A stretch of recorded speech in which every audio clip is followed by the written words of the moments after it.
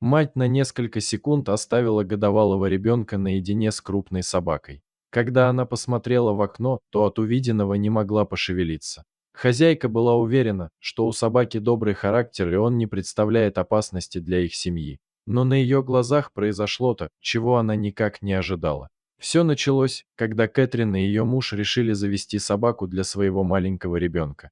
Они считали, что это поможет их дочери Шарлотте развить чувство ответственности и заботы и даст ей верного друга и защитника. Они хотели купить щенка у заводчика, чтобы получить собаку с нужными качествами, но при этом склонялись к тому, чтобы дать крышу и семью для собаки из приюта. Судьба привела их к спасенному псу, который изначально был приобретен у заводчика, был обучен и спокойно воспринимал людей. Единственная проблема была в том, что эта порода имела репутацию несколько агрессивных и непредсказуемых собак. Эту породу изначально разводили как личных охранников, и они были генетически настроены быть прекрасными защитниками для своих и проявлять агрессию к чужим. Поэтому неудивительно, что многих доберманов используют как сторожевых или служебных собак. Их репутация отражает эти характеристики. Хотя современные заводчики стараются вырастить их добрее и дружелюбнее, как компаньонов, но в собаке, которую увидела Кэтрин, было что-то особенное. Видимо, это было связано с непростым прошлым добермана. Этот доберман был спасен из приюта Кэрри Киндерветертони в Австралии. Заводчик сначала продал его одному клиенту, но потом обнаружил, что с псом жестоко обращались, и решил его спасти, обратившись в полицию. Состояние питомца было ужасным. Он был истощен с переломанными ребрами, что зафиксировали ветеринары. Тогда даже рассматривали возможность его усыпления. Однако сильное желание жить и вера в людей позволили несчастному животному выкарабкаться и выжить. И теперь Кэтрин, зная всю ситуацию, решила взять именно этого пса. Правда, муж Кэтрин был более осторожен. Однако его опасения были быстро развеяны, когда он поближе пообщался с питомцем и узнал о тяжелой судьбе собаки. Заботливая Кэтрин не могла не влюбиться в такого добермана сразу же после знакомства. Он имел характер, который заставил ее чувствовать себя комфортно. Так что, несмотря на все первоначальные сомнения мужа и знакомых, она взяла добермана и назвала его Хан. А дальше она нетерпением ждала, чтобы познакомить нового члена семьи со своей 17-месячной дочерью. Но это не значило, что она была безрассудной, доверяя своего ребенка большой собаке. Хозяйка решила принять все меры предосторожности в первые дни, когда Хан наконец-то оказался дома. Ни она, ни ее муж не спускались с него глаз. Пес был очень благодарен новой семье, при этом сохранял спокойствие, никак не мешая людям.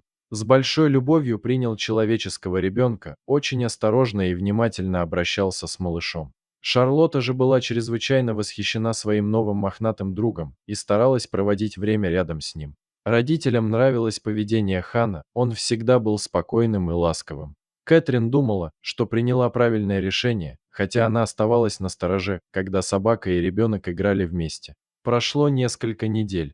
Однажды Кэтрин оставила Хана играть с дочерью во дворе буквально на несколько секунд наедине, пока она мыла посуду на кухне. Как будто чувствуя что-то не так, она посмотрела в окно и увидела сцену, которую никогда не забудет. Но прежде чем она успела что-то сделать, все произошло и было уже поздно. Хан мягко толкал Шарлотту своей мордочкой, чего Кэтрин никогда не видела в его поведении раньше. Он отталкивал ребенка ближе к двору, как будто пытался заставить ее реагировать и послушаться. Шарлотта продолжала упорно двигаться к траве и кустам. В следующее мгновение Хан взвизгнул, резко ухватил малышку за подгузник зубами. Кэтрин видела это в окно и закричала «Хан!». Время для нее как будто остановилось, наблюдая с ужасом за происходящим, она не могла пошевелиться. Женщина неоднократно слышала о собаках, нападавших на детей, и, может быть, именно это и случилось с Ханом, учитывая его травматическое прошлое. Она не могла отделаться от чувства вины, что это ее вина, ей не следовало подпускать таких опасных собак к своему ребенку. В следующую долю секунды Хан сделал нечто, что почти заставило сердце матери остановиться. 45-килограммовый пес легко схватил Шарлотту за подгузник и отбросил ее примерно на 3 метра во двор, словно она была тряпичная кукла, а не человек. Кэтрин не могла поверить своим глазам и испытывала шок. Не зная, что делать, у нее была только одна мысль – ей надо бежать спасать своего ребенка. Кэтрин рванула во двор к дочери и быстро подняла ее. Она быстро осмотрела на ее, чтобы убедиться, что девочка цела. На удивление, ребенок имел только несколько незначительных царапин и больше ничего. Повернувшись к Хану, она почти ожидала, что он также нападет на нее, но вместо этого собака сделала нечто странное. Хан старался встать, он задыхался, а из его пасти текла пенная слюна. Он поднял переднюю лапу, как будто она была повреждена, затем прилег. Дыхание стало тяжелее, и он потерял сознание. Состояние Хана ухудшалось прямо на глазах у Кэтрин. Здесь явно что-то произошло. Кэтрин не могла понять, что случилось. Она была в панике и испытывала чувство беспомощности перед ситуацией. Тогда она увидела на траве недалеко от места, где играла девочка еле шевелящегося тайпана, одну из самых ядовитых змей в Австралии. Укус этой змеи может быть смертельным даже для взрослого человека. Только теперь Кэтрин поняла, что произошло на самом деле. Хан пытался отогнать девочку от опасности, а когда змея была опасно близка, то отбросил Шарлотту и принял удар на себя. По сути, пожертвовал своей жизнью ради ребенка. Затем из последних сил Хан перекусил змею и пытался подойти к хозяйке, но яд уже начал действовать, и он упал без сознания. Кэтрин понимала, что оставалось считанные минуты. И она не могла его оставить вот так вот умирать после того, что он сделал для семьи. Хану срочно нужно было попасть к ветеринару и получить противоядие, иначе у него не было бы шансов выжить. Только вот была одна проблема: Кэтрин находилась дома одна с маленьким ребенком и 45-килограммовым псом. Но оставить его умирать женщина просто не могла.